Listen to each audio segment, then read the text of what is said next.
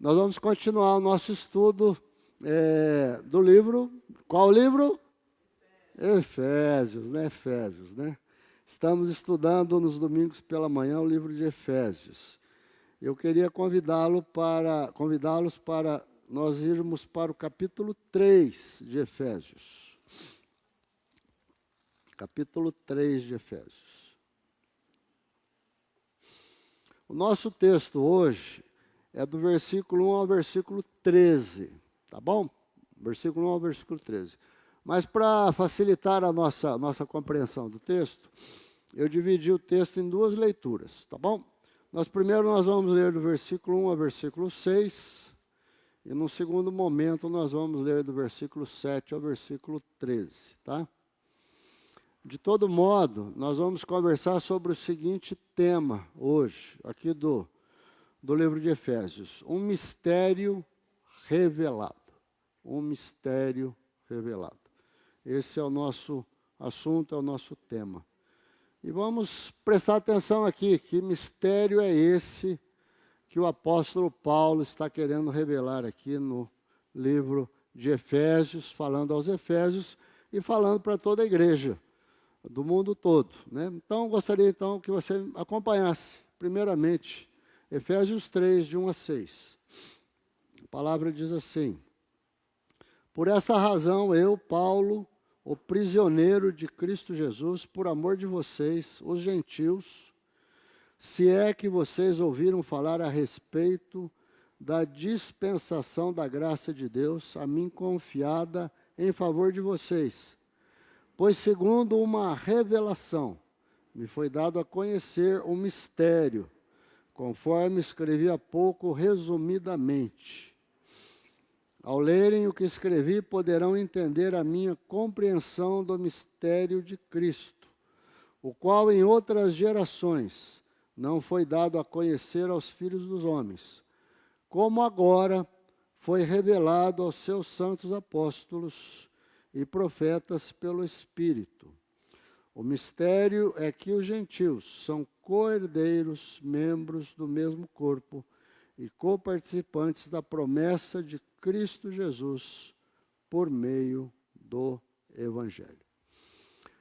Irmãos, o apóstolo Paulo, ele começa este capítulo, né, o capítulo 3 de Efésios, comentando sobre a situação dele naquele momento, né? Vocês já se lembram disso.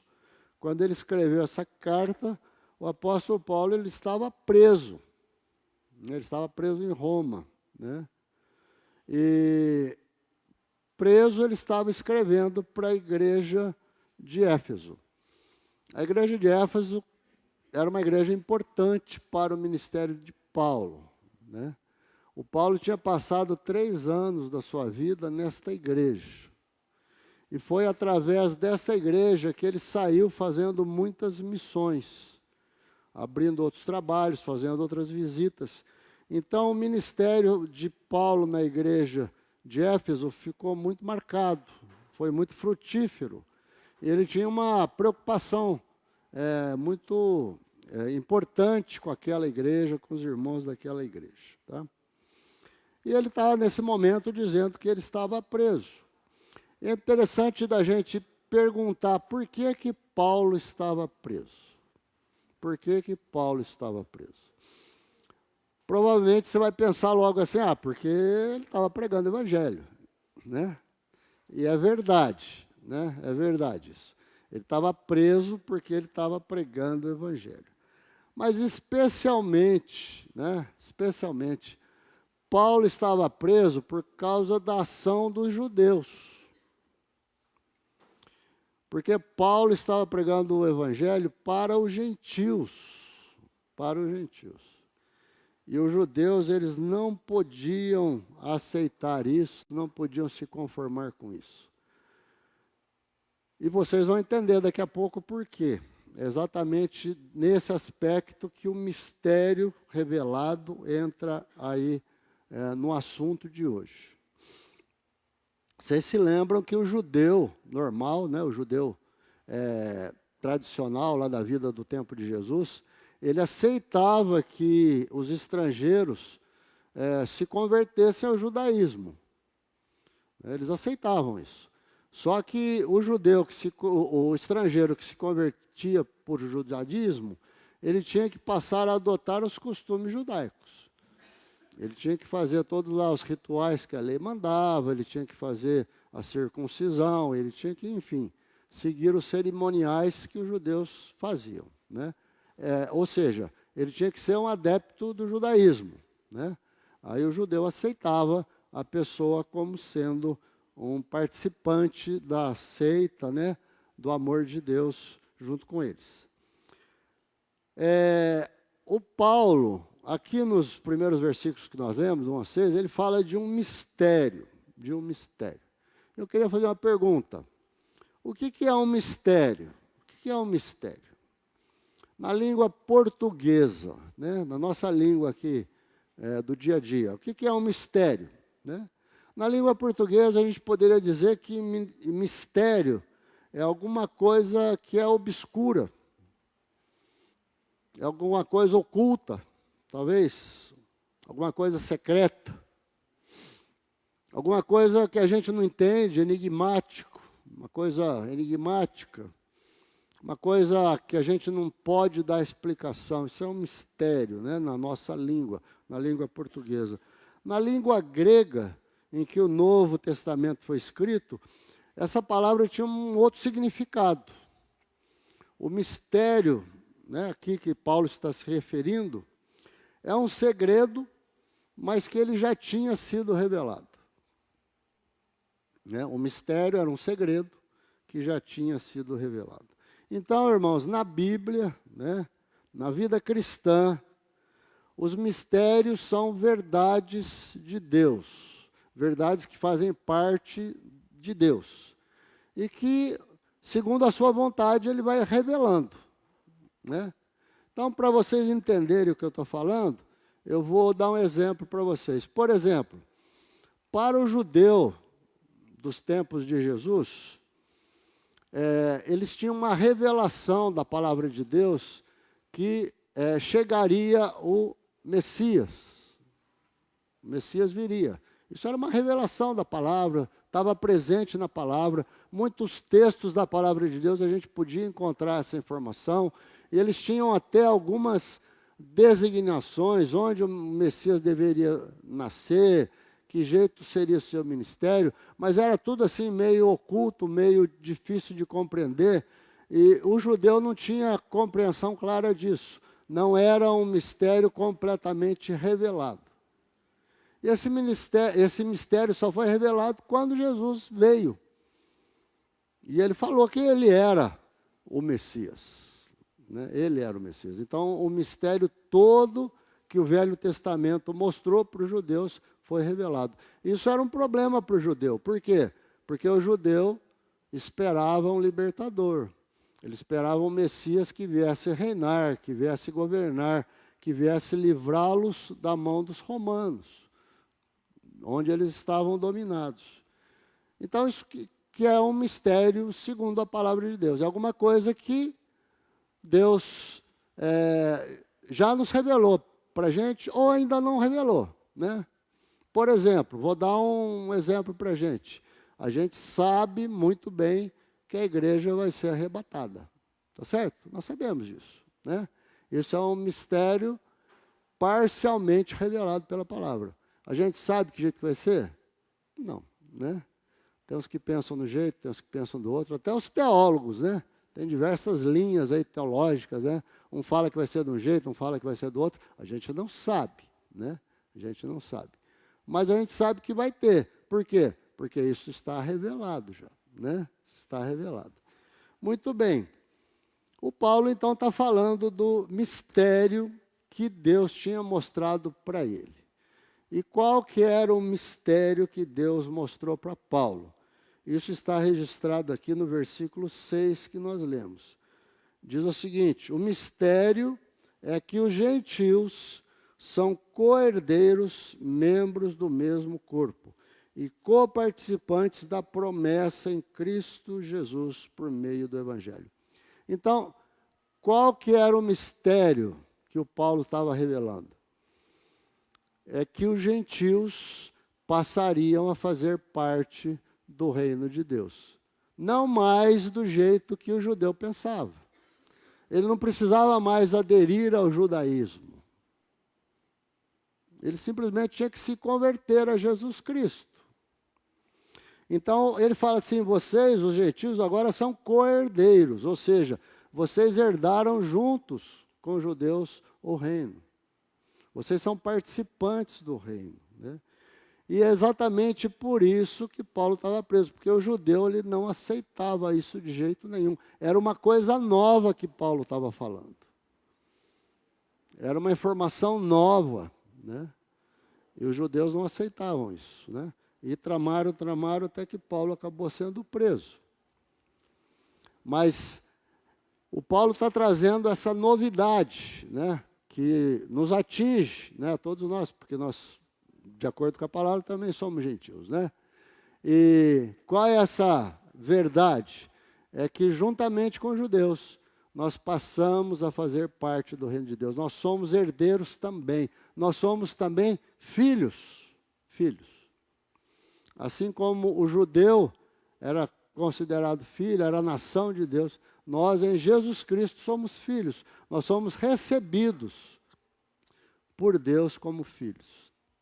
E quando nós somos recebidos como filhos, nós passamos a fazer parte, não agora, mais da nação judaica, mas da igreja, né? Da igreja. Então, a igreja é a maneira que Deus instituiu para que a gente fosse acolhido como um só povo, tá? Então, este é o grande mistério que o Paulo está revelando aqui, irmãos, para todos nós. Ele falou que isso estava encoberto. Aqui no versículo 3, ele fala que foi revelado a ele, Deus mostrou para ele. No versículo 5, ele fala que isso tinha sido revelado aos apóstolos e aos profetas, mas não era uma revelação para todo mundo. Mas agora, esta revelação Deus tinha dado para todos, para a igreja. E ele está dizendo isso para trazer alegria para o coração dos membros da igreja de Éfeso, né? Eles estavam diante de Deus numa nova condição, né? Eles eram considerados por Deus como filhos, né? Coisa que o judeu estava dizendo naquele tempo todo que não era daquele jeito. Enquanto eles não aceitassem as coisas do judaísmo, eles não seriam filhos, né? Muito bem, tá? Então esse é o grande mistério que Paulo revela aqui, que era uma novidade nessa época, né? E então a igreja passa a ser o corpo de Cristo. Nós somos, juntamente com os judeus, inseridos nesse corpo. Tanto nós e os judeus, juntos, fazemos parte agora do corpo de Cristo, né? Interessante, irmãos, eu me lembro de uma situação que eu presenciei na minha vida. A gente sempre viu na televisão, né, o ódio que existe, né, entre o árabe, né, e o judeu, né? A gente sempre viu isso, né? Existe um ódio entre eles, né? É um ódio milenar, né? Vem leis lá do Abrão, de Agar, começou lá, né? Veio, isso transcorreu todos os séculos aí, e eles se detestam até hoje, tá certo? Eu me lembro que, alguns anos atrás, eu participei do grupo dos Gideões, aquele pessoal que distribui a Bíblia lá nas escolas, tal. Eu participei daquele grupo durante um tempo. E eu me lembro que no nosso grupo tinha um irmão que ele era judeu, né? Ele era judeu. E ele era um judeu, inclusive, que tinha vindo da guerra, tudo, tinha ficado em campo de concentração, tinha perdido a família dele. Ele tinha uma história triste, né? Mas ele, graças a Deus, se converteu, e ele era um cristão convertido, né? E se converteu também um árabe, né? No mesmo grupo, né? Um árabe. Eu achava muito interessante os dois, quando se encontravam, eles se abraçavam longamente, né? Se abraçavam longamente. Era bonito ver aquilo, né? Isso é possível por quê? Por causa de Cristo, né? Porque tanto judeu como gentil, né, é incluído no corpo de Cristo, né? Quando a gente passa a fazer parte do corpo de Cristo, tudo que existia antes ficou para trás, né? É o amor de Cristo que nos une, né? E o que unia essas duas raças ali presentes, né, o judeu e o árabe, né, agora era o amor de Cristo. Então não tinha mais o que provocar separação entre eles, né? Por isso que eles se abraçavam, né? Mas eu queria ler então a segunda parte do texto aqui, versículo 7 até o 13. Acompanhem comigo. Diz assim: do qual fui constituído ministro, conforme o dom da graça de Deus, a mim concedida segundo a força operante do seu poder. A mim, o menor de todos os santos, foi dada esta graça de pregar aos gentios o evangelho das insondáveis riquezas de Cristo, e manifestar a todos qual é a dispensação do mistério que durante tempos passados esteve oculto em Deus, que criou todas as coisas. E isso para que agora, pela graça, a multiforme sabedoria de Deus se torne conhecida dos principados e das potestades nas regiões celestiais, segundo o eterno propósito que Deus estabeleceu em Cristo Jesus, nosso Senhor. Em Cristo temos ousadia e acesso a Deus com confiança, mediante a fé nele. Portanto, eu peço que não desanimem por causa das minhas tribulações em favor de vocês, pois isto é motivo de honra para vocês. Nessa segunda parte aqui, o apóstolo Paulo ele começa a falar a respeito do seu comissionamento. Ou seja, Deus indicou Paulo para transmitir esta verdade do Evangelho para toda a igreja, né? Para toda a igreja. E eu acho interessante o termo que ele usa aqui, né? Ele fala assim, a mim, né, que eu sou menor dos santos, né? Menor dos santos. Eu vi numa outra versão que fala assim, eu sou o menor dos menores, né? Eu sou o menor dos menores. Tá certo que todo mundo fala que Paulo era baixinho, né? Mas ele não está falando de estatura, né? Ele está falando aqui de consideração diante da obra de Deus, diante das pessoas, né? Diante da igreja, né? Será que Paulo está sendo aqui excessivamente humilde?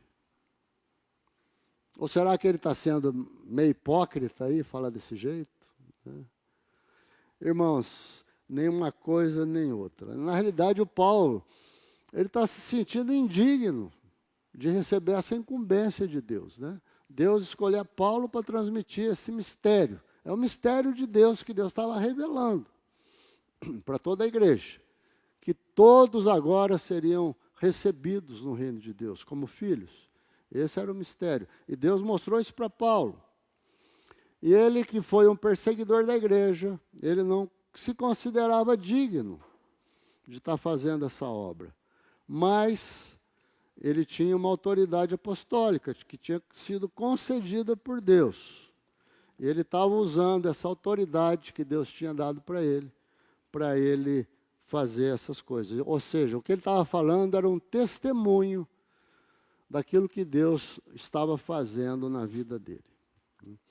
É uma graça de Deus para a vida do Paulo, né? Irmãos, o ministério da pregação da palavra é um ministério que é um dom de Deus. Deus tem que dar isso para a gente, né? Só que isso tem que ser feito no poder de Deus. Eu não posso chegar aqui e tentar convencer vocês com as minhas palavras, se o Espírito Santo de Deus não estiver falando com vocês. Então, toda vez que alguém vem na igreja falar com uma comunidade, ele tem que vir falar em nome de Deus. Porque se ele não faz isso, tudo que ele faz não tem valor nenhum. E é isso que Paulo está querendo dizer. Ele está defendendo aquele testemunho que ele estava dando, por causa das coisas que Deus fazia na vida dele. Ele estava dando um testemunho da vida dele, né? Ele estava mostrando que Deus usava a vida dele para essa finalidade, embora ele se sentia indigno dessa tarefa. Embora ele não se sentia indicado para fazer essa tarefa, mas Deus tinha chamado para que ele fizesse, né? E Paulo destaca aqui no texto, né, 3 privilégios, né, que ele tinha por causa disso, né? Primeiro, era de pregar aos gentios, né, as insondáveis riquezas de Cristo, né? Pregar aos gentios, mostrar para os não-judeus aquilo que Deus podia fazer na vida. E quando ele fala as insondáveis riquezas de Deus, né, eu quero que você entenda o que ele está querendo dizer.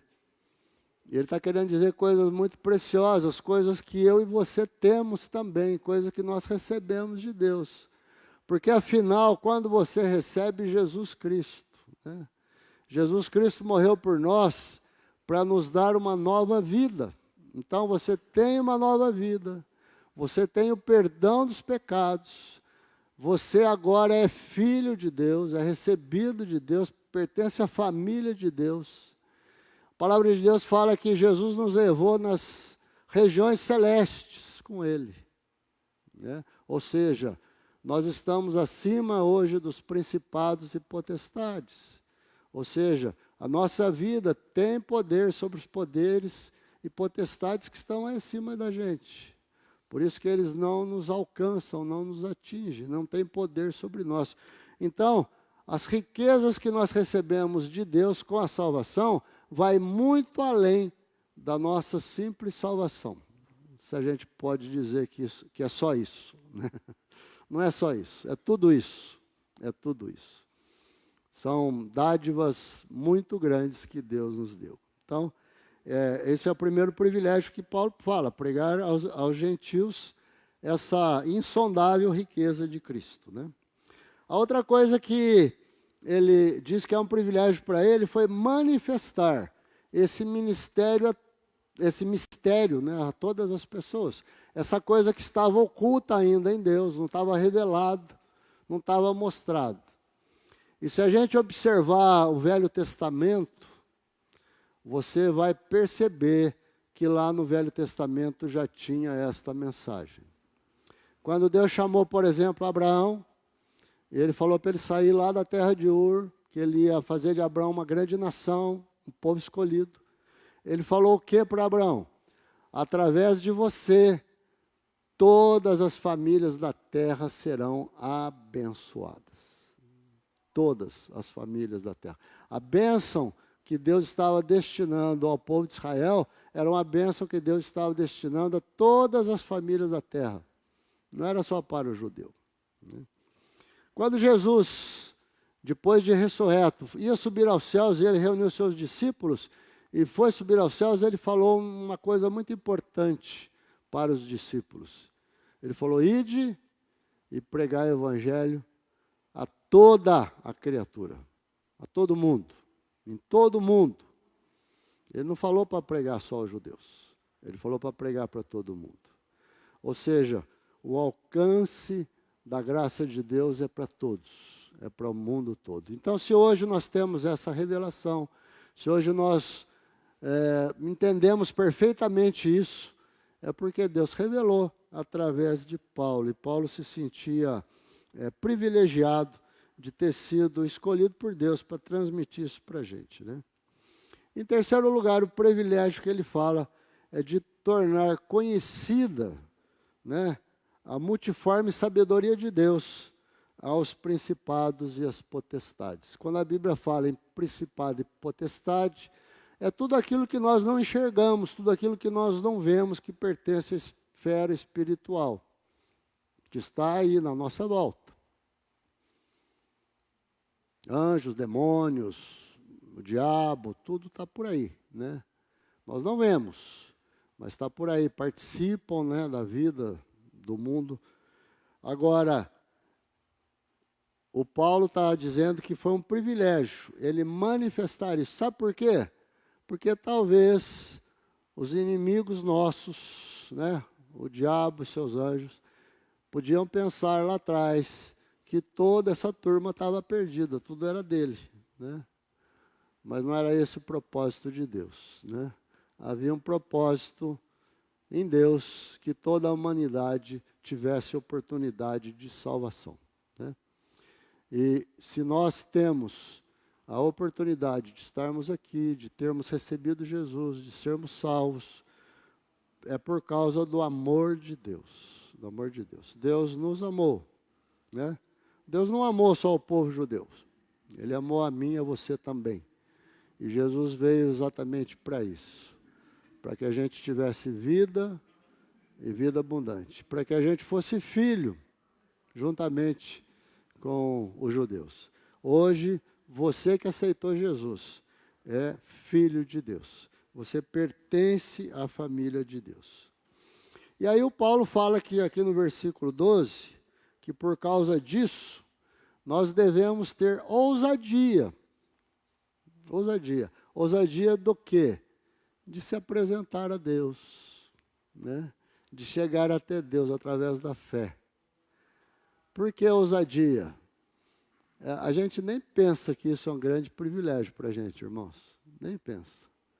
Lá para o judeu, para chegar para Deus, ele tinha que ir lá no sacerdote, tinha que levar animalzinho, tinha que pedir o perdão dos pecados, tinha que ser aceito.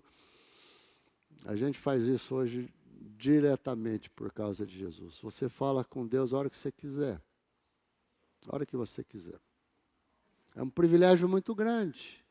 Nós temos acesso direto a Deus. Não existe mais o véu. O véu do santuário foi rasgado na morte de Cristo.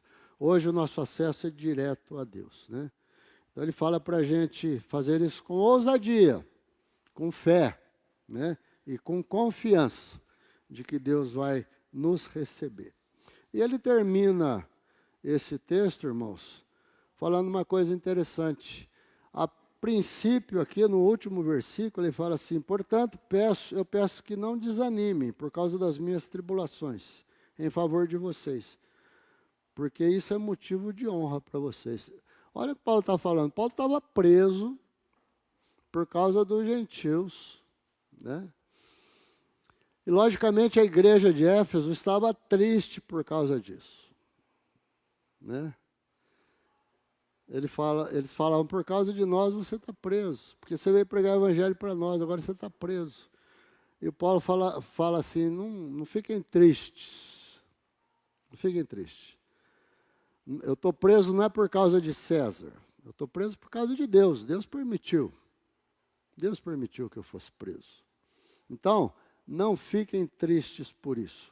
Isso é motivo de honra. Ele se sentia honrado de estar sofrendo isso por causa de Jesus, né? Por causa de Jesus. Irmãos, esse é o mistério revelado aqui no capítulo 3 para nós de Efésios, né? É um desafio a gente ler com muito cuidado o livro a carta de Paulo aos Efésios, porque é uma carta muito rica, né? Paulo fala muitas coisas importantes aqui. E às vezes você tem que ler mais que uma vez, de repente até recorrer a algum comentarista bíblico para você entender melhor, né? Mas são verdades muito preciosas para a nossa vida, né?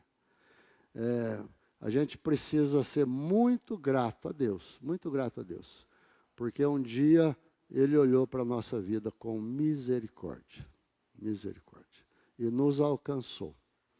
E hoje você é filho de Deus. Isso é uma coisa tremenda. O que é melhor? Ser filho de Deus ou ser filho do diabo? Dá para responder? Precisa responder? É um privilégio muito grande. Seja agradecido a Deus por isso. Seja agradecido. Todos os dias. Seja grato a Deus pelo seu amor tão grande por nós. Vamos orar? Senhor, eu quero te agradecer pelo teu amor tão grande, tão maravilhoso, tão sublime. E nos tirar das trevas, ó Pai, nos trazer para o reino do seu Filho, o reino de amor. De modo que hoje nós somos filhos, ó Pai, nós te agradecemos por isso. Nós te agradecemos por esse privilégio, por essa grande bênção. Louvado, exaltado, engrandecido seja o Senhor. Nós te adoramos, nós te bendizemos. Nós somos muito gratos a Ti, em nome de Jesus. Amém.